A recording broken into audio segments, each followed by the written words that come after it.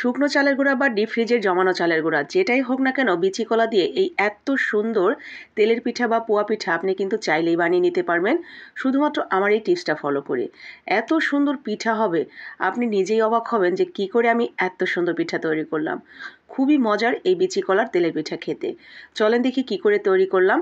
আর ছোটবেলায় এই বিচি কলা দিয়ে তেলের পিঠা কে কে খেয়েছেন বা মাকে দেখেছেন তৈরি করতে অবশ্যই শেয়ার করবেন। আমার বাবার খুব পছন্দের একটা পিঠা ছিল বিচি কলা দিয়ে তেলের পিঠা। আমাদের বাড়িতে একদম পাড় ঘেঁষে আমাদের বাড়ির যে কর্নারটা ছিল সেখানে এরকম বিচি কলার প্রচুর গাছ ছিল। আমাদের বাড়িতে যখনই বিচি কলা পাকতো আমার বাবা শখ করে এই তেলের পিঠা খেত। তো আমার মাও অনেকটা বেশি করে কলা নিয়ে ঠিক এইভাবে হাত দিয়ে সুন্দর করে ছেনে নিয়ে এটাকে নরম করে নিত। এরপরে বড় একটা বাঁশের চালন ছিল আমাদের বাড়িতে। আমার বাবা সেটা নিজের হাতে তৈরি করতেন। সেই বাঁশের চালনের মধ্যে নিয়ে সুন্দর করে সেটাকে চালতে থাকতেন। চালতে একদম বাঁশের চালনের নিচ দিয়ে এই কলার পিউরিটা পড়ে যেত। অনেকটা পরিমাণে পিউরি নিয়ে তারপরে সেইখানে চালের গুঁড়া অ্যাড করে বানাতেন তেলের পিঠা।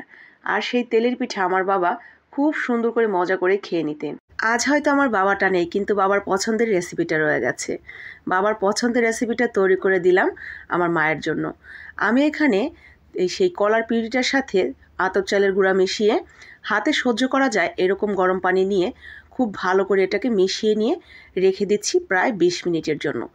20 মিনিটের মধ্যেই আপনি যদি শুকনো চালের গুঁড়া অথবা ডিপ ফ্রিজের জমানো চালের গুঁড়া দেন এটা কিন্তু খুব সুন্দরভাবে নরম হয়ে যাবে এবং ফুলে যাবে। তো এরপরে স্বাদ মতো চিনি এবং সাথে 1 চামচের মতো আমরা আটা বা ময়দা মিশিয়ে নিব। আটা বা ময়দা মেশালে পিঠাটা অনেক বেশি নরম থাকে। খুব বেশি মেশানোর দরকার নেই, কারণ কলার পিঠা এমনিতেই অনেক বেশি নরম হয়। তো আমরা 1 চামচ আটা বা ময়দা মিশিয়ে নিয়ে স্বাদ মতো লবণ এবং সাথে 1 চামচের মতো নারকেল কোড়া দিয়ে খুব ভালোভাবে ব্যাটার তৈরি করে নিয়েছি। এখন আমি এইখানে ছোট্ট একটা খেলনা প্লেট দিয়ে দিয়েছি স্টিলের।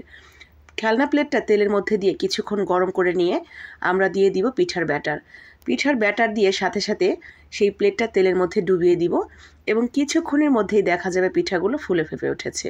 মাশাআল্লাহ, পিঠাগুলো এত সুন্দর হয়েছে দেখতে। তেলের পিঠা বানাতে গেলে যদি পিঠা হতেই থাকে তাহলে মনে হয় শুধু বানাতেই থাকি।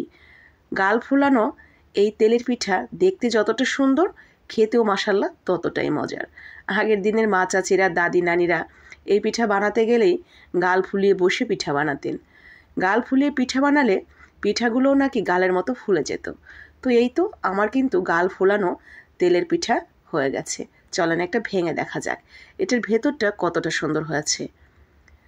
পিঠাগুলো এত সুন্দর নজর কাড়া হয়েছে, বানানোর সাথে আমার বাসার প্রত্যেকে একেবারে কাড়াকাড়ি করে খেয়ে নিয়েছে। আলহামদুলিল্লাহ, আমার মাও এই পিঠাটা খেয়ে ভীষণ খুশি হয়েছে আজকে আমার হাতের।